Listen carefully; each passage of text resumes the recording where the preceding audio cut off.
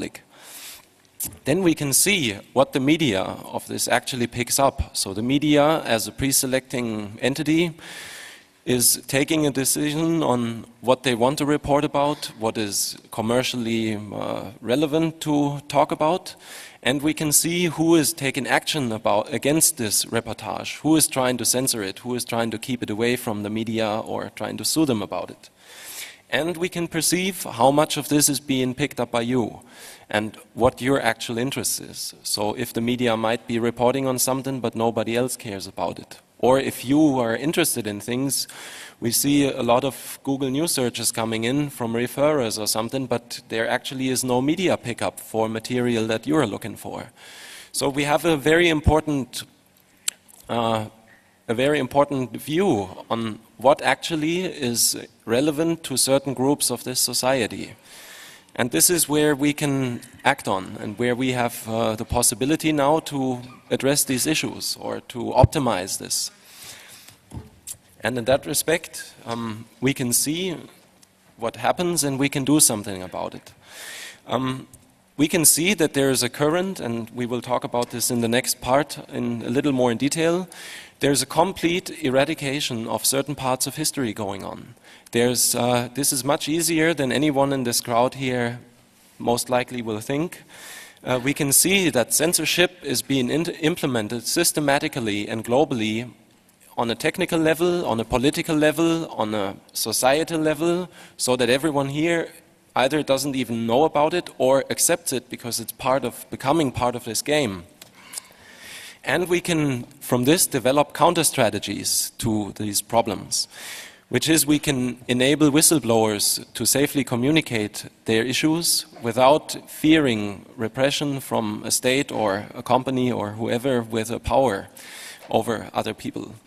And we can make sure that we have some proactive anti-censorship environment that we can offer to the media.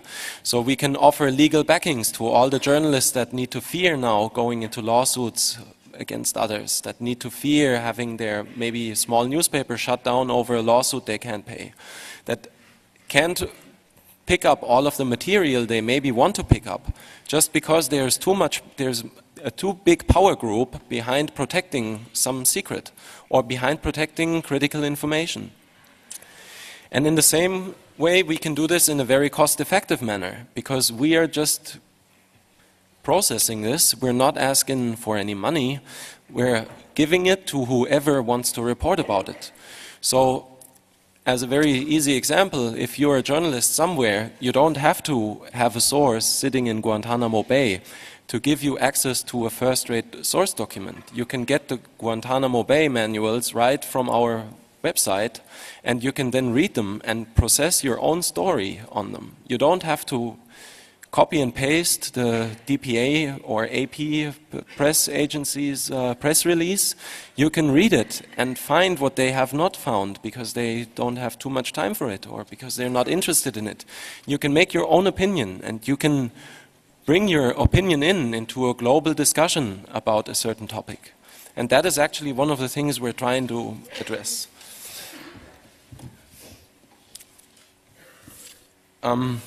Also, we have an increased perception.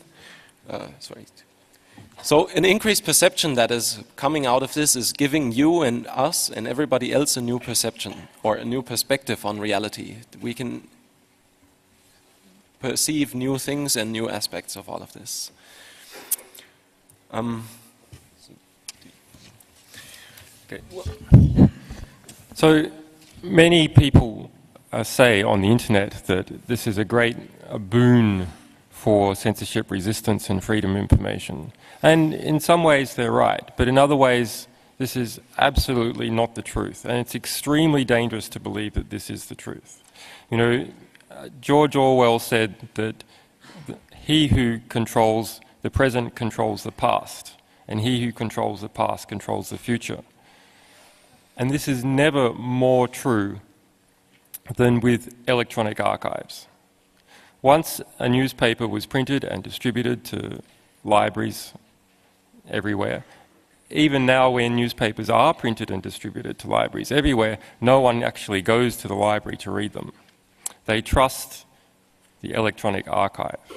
And the electronic archive of most major newspapers is not trustable, and the same goes with every other organization. We have seen many examples of major newspapers, such as The Guardian or The Telegraph, pull material from their archives permanently, material that has been published. So, for an example, this year there were 7 stories removed from The Guardian, The Telegraph and The New Statesman in response to fear over legal costs. Those stories, 6 of those stories had been published over 5 years ago. If you go to the URLs for those stories, you won't see that this story has been removed by legal action or the fear of legal costs. You will see not found. And if you search for the indexes of those newspapers, you will see not found. Those stories not only have ceased to exist, they have ceased to have ever existed. So the centralization that is occurring in archive repository means that the censorship is very easy. Censorship firewalls like the Great Firewall of China and ones that are now sweeping throughout Europe under the basis that they'll combat child porn, but which once established can be used for anything, provide proactive censorship. And that's something that's never really been done before in terms of newspapers. This degree of proactive censorship, once something has been published, censoring it globally, immediately, so people don't know that the information even existed. And of course, there's all the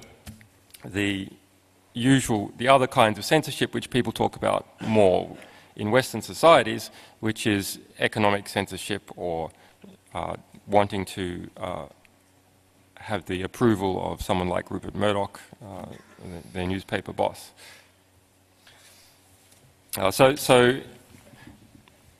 In the last week, we have released the Thai censorship list, about 1,500 sites in the past year that have been censored. The Thai censorship list, electronic censorship list, mechanism came in originally to defeat child pornography. In the past year, 1,203 web pages that have been censored by the government, all of them state that the reason was lèse majesté, which is criticism of the king. There have been none in the past year that were censored under the basis of child pornography, even though that's why the censorship system was introduced. Denmark has a system, Sweden even has a system, Switzerland has a system, UK has a system, Australia is about to introduce a system. The core mechanisms for censorship are sweeping across the world right now, and Western societies may well end up like Thailand if everyone is not really careful.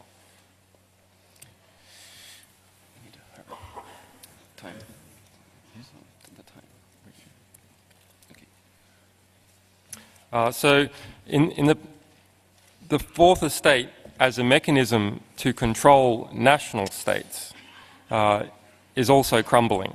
So in the past year there have been 12,000 journalists have lost their jobs. 50 years ago there were approximately 50 multinational media companies. Now there are approximately 5. And Rupert Murdoch says that in the next few years there will be about 3 global media players. When you have a global media player, you have a centralization point that can be censored extremely easily.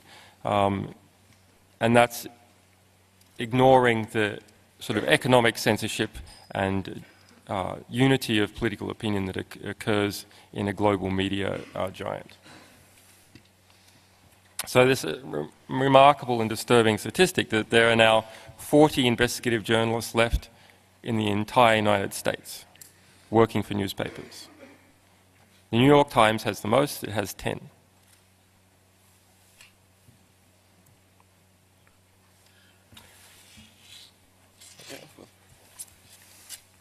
Okay, so what about blogs? are blogs the antidote? Absolutely not. They could be the antidote, but there's some key factors that mean that they're not. That mean that in practice they don't do what they should be doing. So we've seen many examples of blog hosting sites pulling down blogs, blog authors pulling down sites. As individuals, they're not strong enough to withstand censorship attempts. Also, the spectrum of new information that has been delivered has not actually increased as a result of blogs. It has actually decreased because most blogs take material that's printed in AP or printed in the New York Times, original research, and just cut and paste it and say, I agree, or my cat disagrees. It's just, from a point of view of a journalist, it's appalling. And blogs are doing the same thing, possibly for the same reason that small-town newspapers are doing. That is, small-town newspapers use news wires instead of writing stuff themselves, so they can sell their newspaper and classified ads. Blogs are doing it so they can sell the reputation of the person with minimal effort, so they can now also sell ads with minimal effort. But they're not actually contributing anything original to the world other than saying what their position is. That's a kind of important thing. It's sort of like a polling to understand what the populace's general view is. But you have to have the original source information for civilization to work on.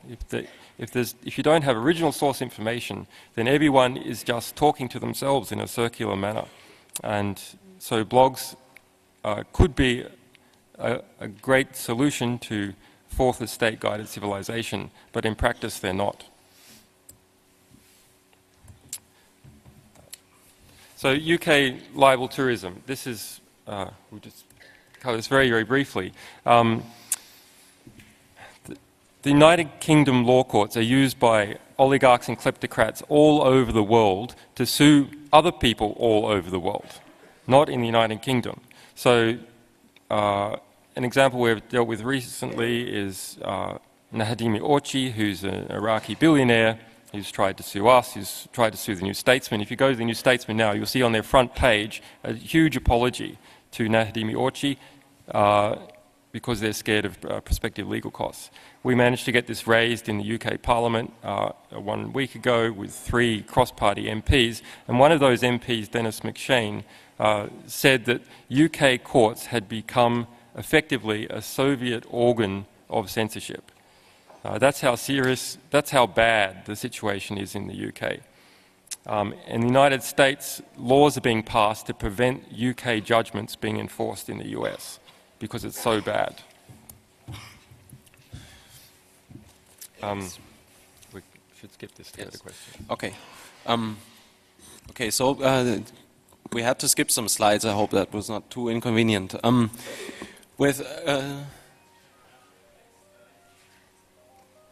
Sorry? Okay, thanks a lot, Jake. So after the talk, you can give Jake Applebaum a big hand. He just gave us some few more minutes.